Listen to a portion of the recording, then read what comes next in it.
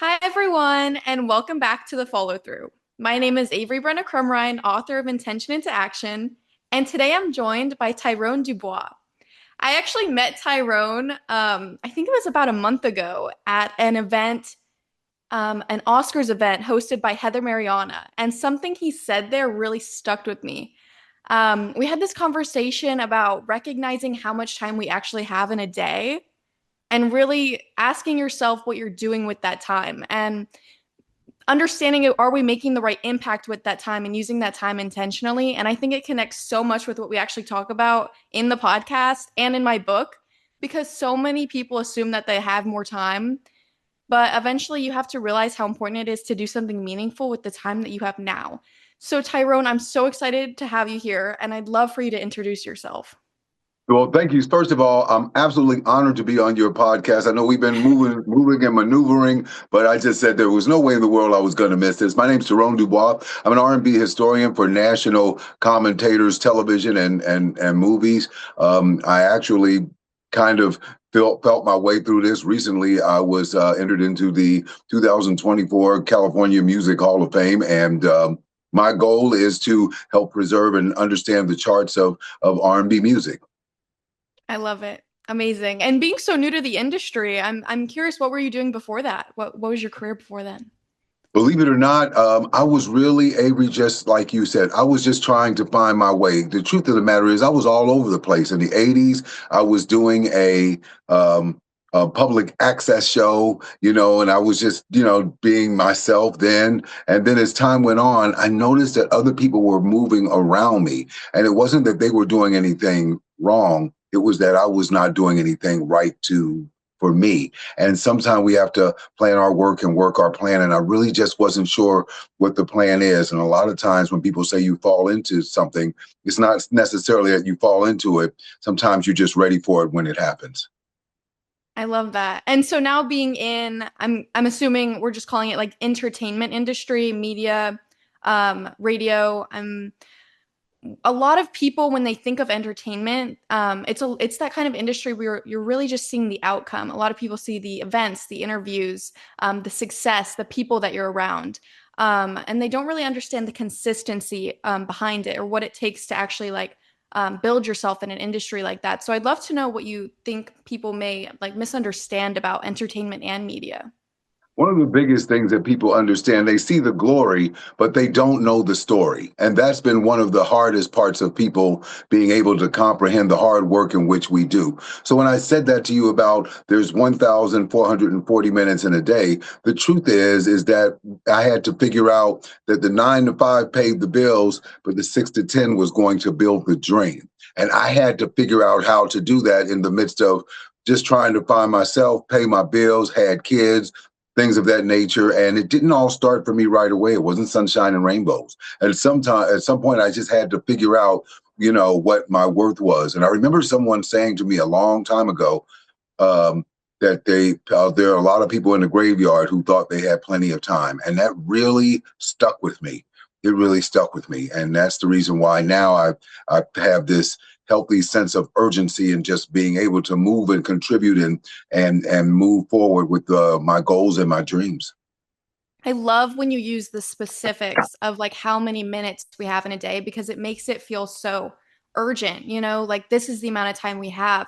Is there a moment that kind of like clicked for you when you're like, I need to use all this time, or that made you even like start coming to the realization that, we really don't know how much longer there is? I think it was twofold. Believe it or not, this time last year, I had cancer for the second time. And I didn't mention it to anybody because I was scared. Okay, if I say something, then it's going to get all out and then it's national news. And then, I've got to defend and justify. And then there are people who want to help. So it wasn't necessarily at that time. It was the first time I had it in 2011. And then I realized I really just didn't have a sense of purpose or direction. I was doing a radio show that I had created called Timeless Tracks. It was based on a countdown of the top R&B songs in America. And I would buy these CDs and I'd put it all together. And little by little, I just started distributing it in different places. And as time went on, I met the right people doing the right things. And, then I got on television and, I've been on television since 2012. And then at that point, I just said, I need to find some sense of consolidation about who I am. And I remember one day a guy said to me, he says, Tyrone, what do you do? And I said, well, I do radio, I do television, I do voiceovers. And then he looked me straight in the eye and said, but what do you do? And then I really didn't have an answer, Avery. And he said, you don't know what you want. But the next time someone asks you that question, you better have an answer. And Avery, I could not sleep for days because I knew he was right. And at some point, I had to figure out, where do I stand? The root of the tree is an R&B historian, but it didn't mean I didn't do the other things. And on television, I saw that people who were on TV who were music historians like myself, but something told me I needed to change the way in which I said it. I said I'm an R&B historian. And I thought that way because I'm doing an R&B show. It doesn't mean I was better than everybody else. It was that I wanted to be different. Different always gets us what we want and gets us why and where we are today. That's why. That's so good. And I love that you mentioned like a purpose. I'd love to know kind of like what your like passion or purpose is like in this moment. Is there something like specifically you're so excited about working on, you're so excited about doing even outside of the industry as well? Well, as a matter of fact, it is two things. One, so I started this vignette called "A Moment in Music History," and it was based on back in the day. You might be too young to know this, but your mom would know. There was a show called "In the News" that used to come on CBS, and they were called a micro series based on events that happened in the past or that was current events. So I did the same thing with "The Moment in Music History," speaking about events from the past. But it was a minute and 30-second vignette. And as time went on, I started that way and I was just trying to keep busy. And as time went on, now I've gotten over 700,000 views. And now, right now, I've got people who are interested in that as well as back in the days, there used to be this magazine called Jet Magazine. And at the back of the Jet Magazine, there was what they call the Soul Brothers Top 20. So I had the archive and I put this together. And now I've got an opportunity, I believe, to have a national syndicated show in that regard. I love that. That's amazing. And really having that passion to do something in career wise is so valuable. And so I'm so happy that you have that. Um, I'm curious, even though you have that passion, are there times that you don't feel motivated to go in and to put your 100% into these? Or is this something, because I feel like a lot of people, when they see someone who's like super successful, they believe that they just don't have a lack of motivation or they don't have these obstacles come up in their life. So I'd love for you to talk on, is there a moment where anything like that came up for you? One of my biggest moments was I was seeing someone, and I remember telling her I got this job in Barstow, and I would drive from my full time job and then be on the air in Barstow at the highway stations from midnight to 6 every other weekend. And so I would do a full time job, but I had a full time dream, and that's what I remember. And I remember telling her about the interview I had then, and she said to me verbatim, I hate to tell you this, but you're not going to get that job. And I remember how crushed I was, Avery, when I heard it. But sometimes you have to be what I tell people, uncomfortable in order to move. All of us, everyone's success comes at a time when we believe we had to be uncomfortable to get here, even if no one else believed in us. And sometimes, even if you broke up with somebody, I'll show you what I can do. That was my motivation. I'm going to make this work. It really doesn't matter what anyone else says. And it's how I got in the Hall of Fame. It's incredible. Yeah, my mom, you met her at the event as I well. did. She loves, I don't know if you saw, but she had a huge printed out like comfort circle. She Mhm. loves talking about getting in the uncomfortable. And so it's so powerful to be able to grow in that. And she talks about the comfort circles in sense of working through it as a community. But it's so powerful in every aspect, even as an individual.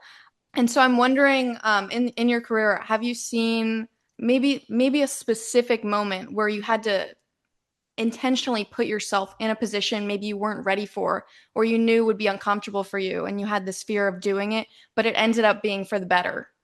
That's a great question. And the truth of the matter is, I had many of those and have many of those now. But what I learned is in my head, what I say is, what's going to happen if I don't do it?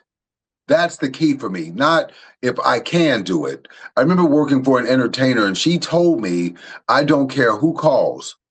Everybody who calls me, you tell them that I will do the job and then I'll figure out how to work it out. And that always stuck with me. So, right here in this room that you see here, with all of these things were based upon, because 9 computers in here, 2 studios and everything, but it didn't all start that way. It started with a small iMac computer and just doing voiceovers on a small little microphone at some point. But I needed to learn to invest in me and connect the dots. And that was the hardest thing for me to do, because my thought was, I kept wondering why everybody didn't see what I saw. Why didn't you see what I was seeing? And it wasn't, I had to stop, Avery, and realize that it's not fair for me to think that everybody thinks like me. They're not me. So I can't expect them to want what I want or feel what I feel.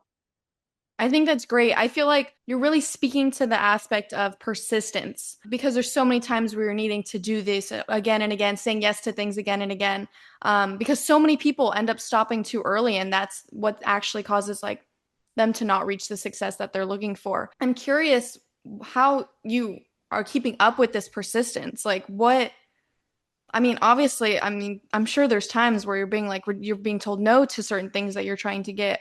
And what keeps you going and what keeps you wanting to keep applying to these things? Is it really the passion for the industry and the work that you're doing?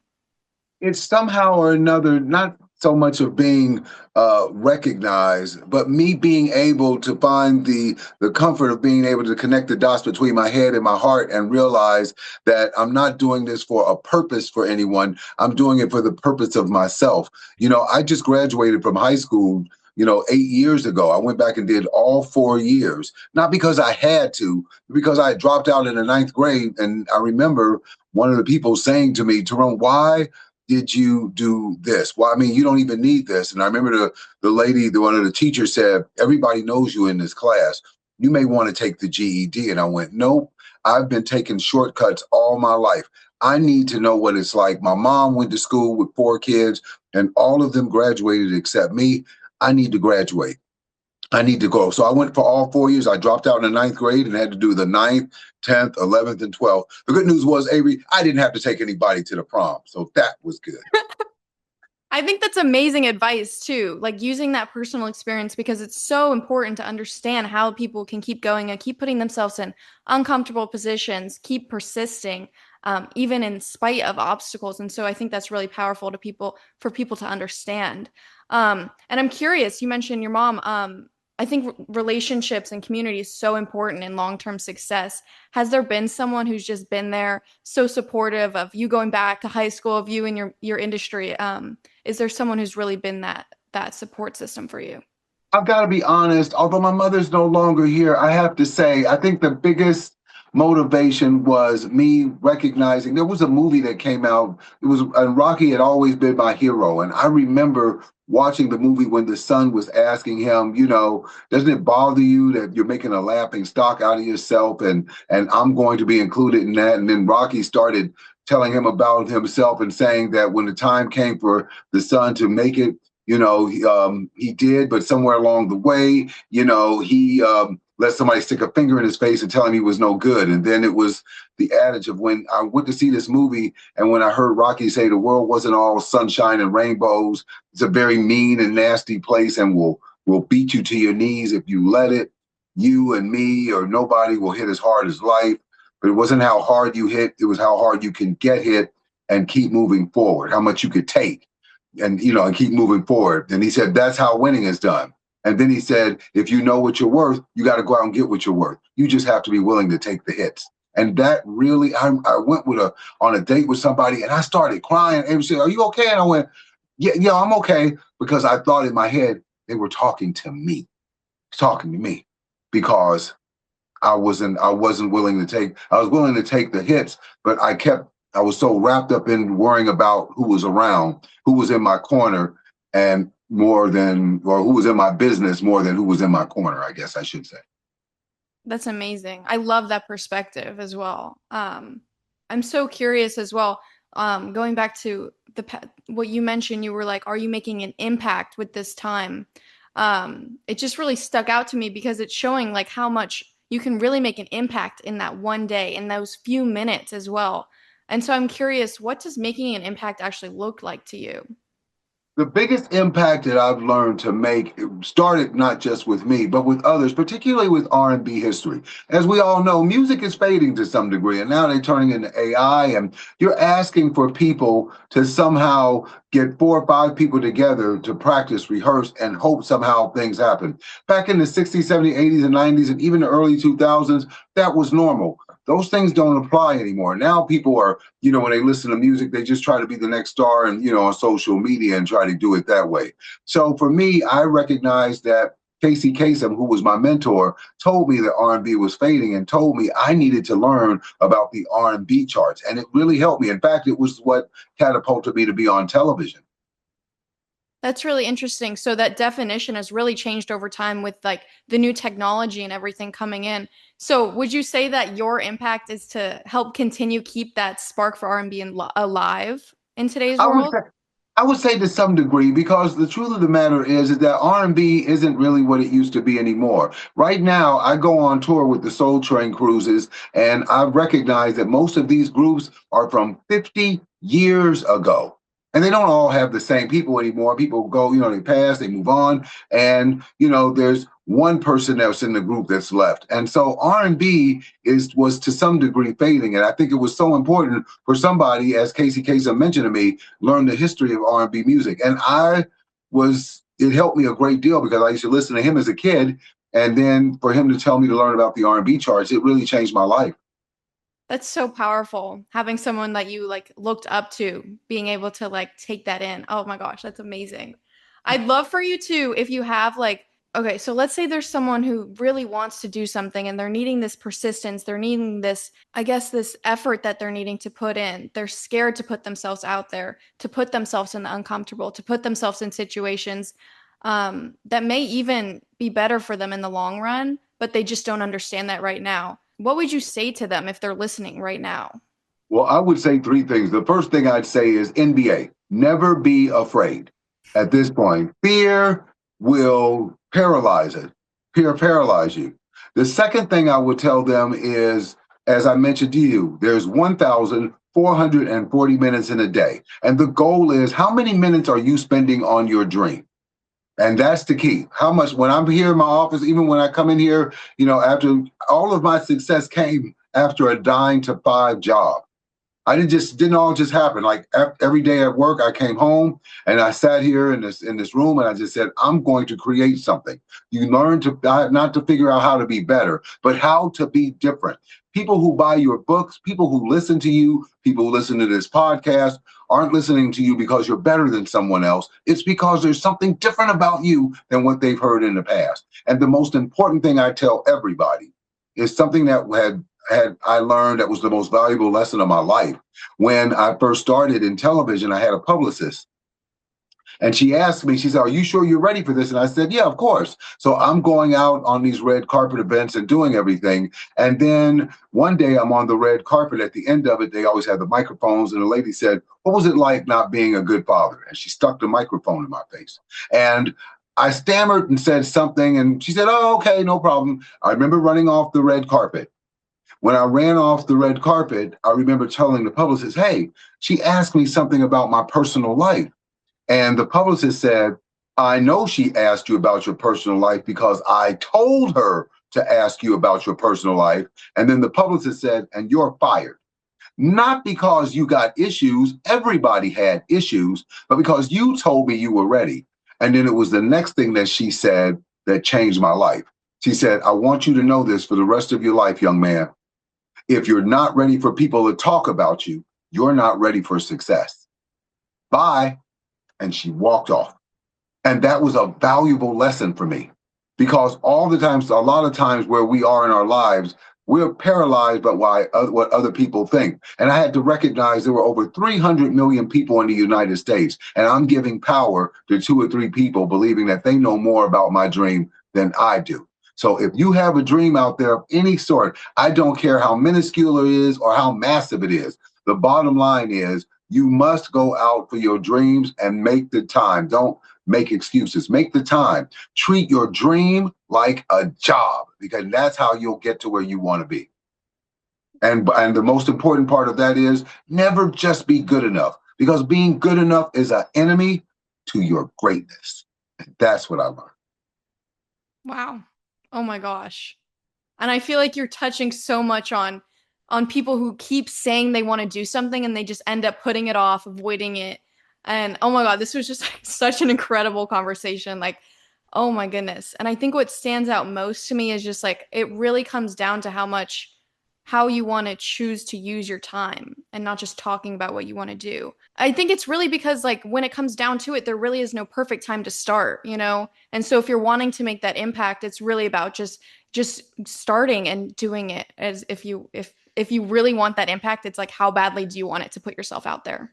I didn't start. I'm 66. I turned 66 May 4th, and to my grandson, if you're watching, he told me, I said, "Grandpa, guess what you're going to be next year?" I went, "What's that?" 6'7". Hey, Oh my so gosh. worn out with that. It's like okay, it's like okay, but there is no time better. As I mentioned earlier in this podcast, there's a lot of people who have passed away who thought they had plenty of time to get to where they want to get to. And, you have to recognize that your struggle will be your strength. And the whole time that I thought that these struggles and everything was holding me back, they really gave me the tools to become one of the best. So at one point, just like you and like many of you out there, there's no more second chances or blaming others. For the problems and the plans and the dreams you have in your life, you can start today. That's so amazing. And Tyrone, where can people find you? Oh, this part's cool because I just learned like I didn't really know what to say. I'd be on there, but I figured it out. You can reach me on all social media platforms at Tyrone DuBose, or you can go to my website at rnbhistorian.com. Amazing. And thank you guys so much for listening to the follow through. And if you got something from this episode, send it to someone who needs it. And I'll see you guys next week.